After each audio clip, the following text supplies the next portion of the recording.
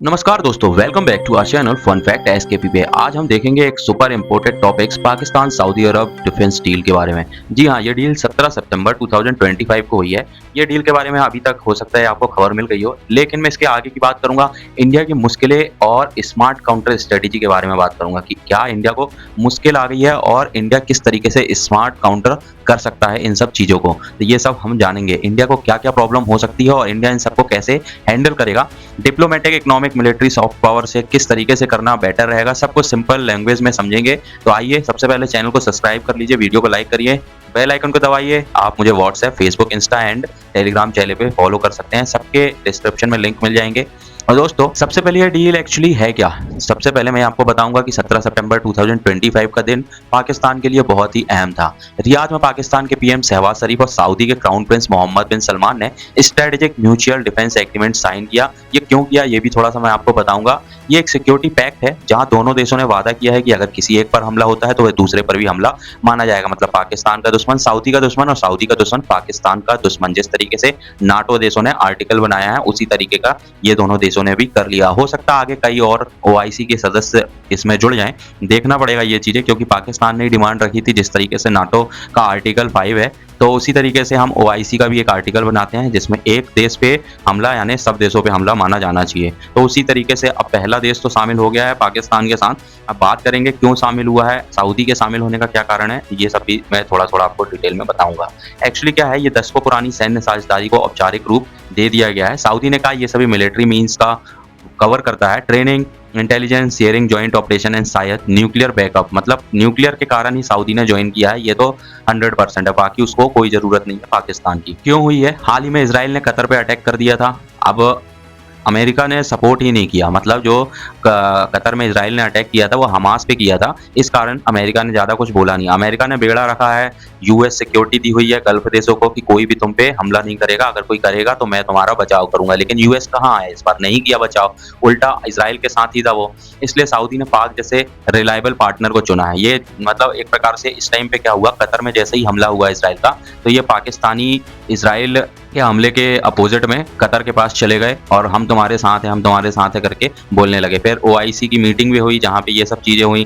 फिर कहा गया, अरब को समझ में आया कि सऊदी अगर अमेरिका सपोर्ट नहीं करेगा तो हमें किसी न किसी सपोर्ट की ज़रूरत चाहिए। तो पाकिस्तान एक न्यूक्लियर देश है, ओआईसी में सबसे जो देश हैं जितने भी, उसमें न्यूक्लियर पावर जो है वो पाकिस्तान ही है। अब इनका न्यूक्लियर कितना इफेक्टिव है ये तो बाद में ही पता चलेगा, कभी युद्ध हुआ तो। लेकिन इसी कारण अरब ने सोचा कि अगर अमेरिका हमारा सपोर्ट नहीं करेगा तो हमको एक ऐसा स्ट्रॉन्ग देश चाहिए जो हमारा सपोर्ट करे न्यूक्लियर वेपन वाला। तो वो इंडिया भी हो सकता था। अगर इंडिया ये सब मीटिंग ज्वाइन करता तो इंडिया भी वो देश हो सकता था, लेकिन इंडिया ने यहाँ पे बहुत ही बड़ी गलती की है। यहाँ पे इसराइल के सपोर्ट करने के चक्कर में और अमेरिका के चक्कर में ये अरब के पास गया नहीं, इसराइल के कतर के पास बस अपने घर में बैठ के बयान दे दिए, पाकिस्तान वाला कतर में ही पहुंच गया। तो ये सब मीटिंग इनकी गुपचुप तरीके से हो नहीं थी, जो हो चुकी है। इंडिया यहाँ पे एक कूटनीतिक हार ही बोलेंगे इसको। इतनी बड़ी डिप्लोमेसी अमेरिका रसिया के बीच में, चाइना के बीच में फंसते हुए इंडिया ने ज़्यादा ध्यान दिया ही नहीं इस तरफ, और इंडिया को ये डिफेंस डील आगे जाके खलने वाली है। और इंडिया इसको कैसे रिलेटेट कर सकता है, किस तरीके से इसको अपने तरफ कर सकता है, मैं आगे आपको बताऊंगा। देखिए, सऊदी ने पाक जैसे रिलायबल पार्टनर को चुना सिर्फ न्यूक्लियर के लिए, है ना। सऊदी ऑफिशियल ने क्लियर कहा है कि एक कॉम्प्रिहेंसिव डिफेंस डील है, लेकिन इंडिया से हमारे रिलेशंस पहले से ही स्ट्रांग है। लेकिन रियलिटी क्या है वो थोड़ा सा हम आगे देखेंगे। अब इस डील से सबसे ज़्यादा फायदा किसको है। देखिए दोस्तों, अभी इस स्टेज की बात करी जाए, प्रेजेंट कंडीशन की, जहाँ पे अमेरिका सऊदी का सपोर्ट नहीं कर रहा है, इसराइल गल्फ कंट्रीज पे अटैक कर रहा है, भले वो हमास पे कर रहा हो लेकिन कर रहा है, और अमेरिका फुल सपोर्ट कर रहा है इसराइल का। इस कंडीशन को देखते हुए सऊदी अरब के लिए सबसे बड़ी विन विन सिचुएशन है। पाकिस्तान के लिए कोई विन सिचुएशन नहीं है। पाकिस्तान को सिर्फ और सिर्फ यहाँ से मिलेगा पैसा। बाकी अगर ऑपरेशन सिंदूर जैसी चीज़ कभी होती है तो मैं आगे बताऊंगा कि क्या होगा। सबसे बड़ा विनर यूएस की गारंटी पर डाउट के बीच अब पाक का न्यूक्लियर अम्ब्रेला और 10,000 पाक ट्रूप्स कोई बड़ी बात नहीं है, लेकिन जो न्यूक्लियर अम्ब्रेला मिला है ना, उसका सपोर्ट बहुत बड़ी चीज़ है सऊदी अरब के लिए। हूती मिसाइल्स या ईरान थ्रेट्स को डिटेरेंस भी बढ़ सकता है, साथ ही मिलिट्री टेक ट्रांसफर भी हो सकते हैं। यहाँ पे पाकिस्तान फंस सकता है सऊदी और ईरान के बीच में। तो देखना होगा वो भी आगे कि ईरान अगर पाकिस्तान पे हमला करेगा या कभी सऊदी पे करेगा तो पाकिस्तान या कहाँ जाने वाला है, ये देखने वाली बात होगी। अभी की तो बात यह है कि देखिए, अभी 4 चोरों के ऊपर एक ने हमला कर दिया है तो 4 चोर इकट्ठे हो गए। लेकिन आगे क्या होगा, आगे कैसी डिप्लोमेसी होगी, वो आगे की बात बाद में तय होगी। आज की कंडीशन के हिसाब से ये सब मिल रहे हैं और देखते हैं ये कितने काम आएँगे एक दूसरे के लिए। पाकिस्तान की बात करूँ तो पाकिस्तान के लिए सिर्फ इकोनॉमिक बूस्टर के नाम पे $3 बिलियन का जो लोन लिया था, ट्रेड अब इनका $4 बिलियन तक बढ़ सकता है। पाक आर्मी जो है इस्लामिक वर्ल्ड की सबसे बड़ी वैलिडेटेड आर्मी है ड्यू टू न्यूक्लियर ओनली, ठीक है। पीएम शरीफ के रियाद विजिट से फर्स्ट टाइज रीसेट हुए थे। एक्स पर लोग इसे मुस्लिम यूनिटी का नाम दे रहे हैं। ओवरऑल देखा जाए तो यूएई, कतर जैसे देश को टेम्पलेट मिला हुआ है, वो भी मिलकर डील्स कर सकते हैं इस तरीके की। अब इंडिया के लिए गेम चेंजर क्या है, थोड़ा सा मैं आपको बताता हूँ। इंडिया को क्या दिक्कत हो सकती है, इंडिया के लिए क्या रेड अलर्ट है। तो दोस्तों, इंडिया को ये डील क्यों प्रॉब्लम क्रिएट कर सकती है, इंडिया का पाक के साथ पहले से ही टेंशन है और डील साउथ एशिया के बैलेंस को भी शिफ्ट कर देगी। हमने बहुत कोशिश की मिडिल ईस्ट से दोस्ती करने की और सऊदी जैसे, यूएई जैसे दोस्त हमें बहुत अच्छे मिले हैं, लेकिन जहाँ ईरान भी है, टर्की भी है, ये सब इंडिया से उतना ज़्यादा सपोर्ट नहीं पाते हैं। अगर इंडिया पाकिस्तान में कोई कॉन्फ्लिक्ट होता है तो पूरा ओआईसी ही इंडिया के खिलाफ आ सकता है। जैसे मई 2025 में ऑपरेशन सिंदूर हुआ था, जहां इंडिया ने पीओके को 9 टेररिस्ट कैंप पे स्ट्राइक किए और सऊदी जॉइंट रिस्पांस के नाम पर पाक को सपोर्ट कर सकता है अगर इस तरीके का कभी भी हमला होता है तो।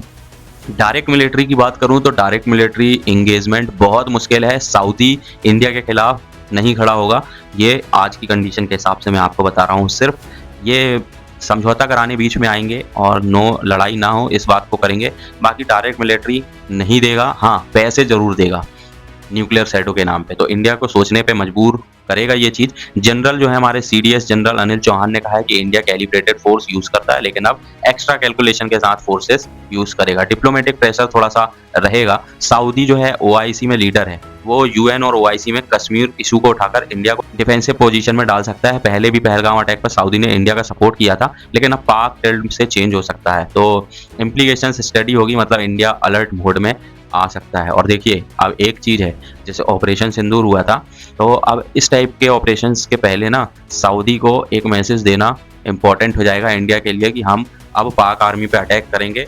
ये बताना बहुत ही इंपॉर्टेंट हो जाएगा। इसी को कहते हैं डिप्लोमेटिक प्रेशर, ठीक है। तो इस तरीके का काम इंडिया को करना पड़ेगा अगर सऊदी से डायरेक्ट कॉन्फ्लिक्ट ना हो इंडिया की, उससे बचने के लिए। अगर कॉन्फ्लिक्ट होती भी है मान लीजिए, तो सऊदी अगर सपोर्ट करता है पाकिस्तान का फुल, तो इंडिया अमेरिका की तरफ जा सकता है। इंडिया के लिए अमेरिका बहुत ही इंपॉर्टेंट है। जरूर आज रशिया की वजह से ट्रेड वॉर चल रहा है, रशिया ने कभी हमारा सपोर्ट किया था और रशिया हमारा आगे भी सपोर्ट करेगा, लेकिन एक तरफ ये भी देखना है कि रशिया चाइना का भी सपोर्ट करता है। कभी चाइना और इंडिया वॉर हुआ तो रशिया ना ही चाइना की तरफ खड़ा होगा ना ही इंडिया की तरफ। तो इंडिया के लिए परफेक्ट पार्टनर अभी जो है, जो इंडिया के साथ खड़ा रह सकता है, वो है अमेरिका। लेकिन अभी अमेरिका पाकिस्तान, जब ऑपरेशन सिंदूर हुआ था तो पाकिस्तान के साथ चला गया था। उसका कारण क्या था? उसका कारण थोड़ा सा इंटरनल इशू था। एक्चुअली न्यूक्लियर ही सबसे बड़ा पाकिस्तान का हथियार है, जिसके कारण अमेरिका पाकिस्तान का और सऊदी पाकिस्तान के तरफ, मतलब सब जो हैं वो शिफ्ट हो रहे हैं। अमेरिका का पाकिस्तान की तरफ जाने का कारण क्या है? अमेरिका के पास तो ऑलरेडी न्यूक्लियर है। देखिए, एक्चुअली कई जगह से बोला जाता है, जैसे मान लो मेरा घर है और मैं अपने घर में बॉम्ब थोड़ी रखूंगा कि कभी कुछ हो तो मेरा घर ही उड़ जाए। तो ऐसा बोला जाता है कि अमेरिका ने अपने न्यूक्लियर बॉम्ब्स जो हैं वो पाकिस्तान में रखे हैं, तो उसको चिंता हो गई थी, इसलिए थोड़ा सा पाकिस्तान का उसने सपोर्ट कर दिया था। लेकिन उसके आगे की बात करूं, अगर इंडिया को काउंटर करना है ना, तो अमेरिका के साथ, अमेरिका के सपोर्ट की इंडिया को अब बहुत ही ज़्यादा ज़रूरत है। इकोनॉमिक इम्पैक्ट की बात करेंगे तो सऊदी पाक को लोन्स दे सकता है, फंड्स दे सकता है, जो पाक की आर्मी को स्ट्रॉन्ग बनाएगा। सऊदी से इंडिया 80% ऑयल इम्पोर्ट करता है, करीब $42 बिलियन। लेकिन अगर इंडिया को कभी ऐसा पता चले कि ये सऊदी हमारे खिलाफ जा सकता है, तो इंडिया को शिफ्ट होना चाहिए कहीं और। तो रीजनल बैलेंस शिफ्ट भी हो सकता है, इस्लामिक नाटो जैसा नैरेटिव क्रिएट्स कर सकता है, जो इंडिया के gulf tie ups, UAE, Qatar को कमजोर करेगा, इजराइल को भी टेंशन में लाएगा। कांग्रेस ने भी इसे सेटबैक बताया है, लेकिन रियलिटी ये है कि अभी तो हम स्ट्रांग है, आगे कभी इस टाइप का कॉन्फ्लिक्ट होगा तो सऊदी की असलियत हमारे सामने आएगी कि वो किस तरीके से पाकिस्तान को सपोर्ट करने वाला है। तो इंडिया चिंता मत करो, हमारे पास कई तरीके हैं, जैसे डिप्लोमेटिक हैंडल हो गया, इकोनॉमिक काउंटर हो गया, हम तेल ही नहीं लेंगे इनसे, कहीं और से लेंगे। मिलिट्री स्ट्रेटेजिक मूव हो गए, यूएई इजराइल के साथ ज्वाइंट एक्सरसाइज भी हम कर सकते हैं, स्केल अप को बढ़ा सकते हैं, मिशन डिफेंस बराक 8 को शेयर कर सकते हैं, और अपने जो टेस्ट है ना, अग्नि मिसाइल्स वगैरह, आईएनएस विक्रांत वगैरह, इनको जोरों शोरों से दिखा के हमें करना पड़ेगा सब कुछ। मतलब सामने वाले को दिखना चाहिए कि हम कितने पावरफुल हैं। सॉफ्ट नहीं रहना है, अगर सॉफ्ट बन के रहेंगे तो ये हमें आगे चल के दबा सकते। अब आगे क्या हो सकता है, देखिए सऊदी मेन क्या करेगा, बेस्ट केस क्या हो सकता है उसके साथ, सऊदी बैलेंस रखेगा इंडिया के साथ, क्योंकि 42 बिलियन का ट्रेड छोटा मोटा ट्रेड नहीं है, क्योंकि पाक से तो एक अटन्नी नहीं आनी है। भले ही उसको देना है और तो देगा कहाँ से? जब हम तेल ही नहीं खरीदेंगे तो देगा कहाँ से? तो पाक को लिमिटेड सपोर्ट दे सकता है, लेकिन हाँ, कभी उसको न्यूक्लियर की ज़रूरत पड़ी तो प्रेशराइज़ करके न्यूक्लियर यूज़ कर सकता है। तो मीडियम केस की बात करें, गल्फ में अगर कॉन्फ्लिक्ट होता है तो पाक सऊदी में डिप्लॉय होगा। इंडिया न्यूट्रल रहकर यूएस का सपोर्ट कर सकता है, डिप्लोमैटिक टेंशन नहीं बढ़ेगी और वॉर इंडिया की तरफ तो आएगा नहीं। लेकिन अगर वर्स्ट केस की बात करें, जैसे इंडो पाक प्लेयर होता है, पाक इश्यू जैसा, तो वहाँ पे सऊदी जो है डिप्लोमैटिक या इकोनॉमिक प्रेशर डाल सकता है इंडिया के ऊपर। लेकिन इंडिया की स्ट्रेटेजिक ऑटोनॉमी है क्वाड एंड ब्रिक्स, और एक यूएन में अगर शामिल हो गया इंडिया कभी तो फिर कोई बात ही नहीं है। तो सीडीएस जो है अनिल चौहान वो ये कहते हैं कि ये वाटर सेट मोमेंट है, लेकिन इंडिया स्मार्ट प्लेयर से विन करेगा और हम सभी थ्रेट्स के लिए रेडी हैं। तो दोस्तों ये था पाकिस्तान सऊदी डील का पूरा एनालिसिस, इंडिया की प्रॉब्लम एंड सॉल्यूशन। उम्मीद है सब क्लियर हो जाएगा। आपको क्या लगता है इंडिया का फर्स्ट स्टेप क्या होना चाहिए और क्या इंडिया कर सकता है सऊदी और पाकिस्तान के इस मेलजोल को कम करने के लिए? कमेंट में अपनी राय जरूर बताइए। वीडियो पसंद आए तो प्लीज वीडियो को लाइक, चैनल को subscribe, bell icon and share कर लीजिएगा। हमें धन्यवाद।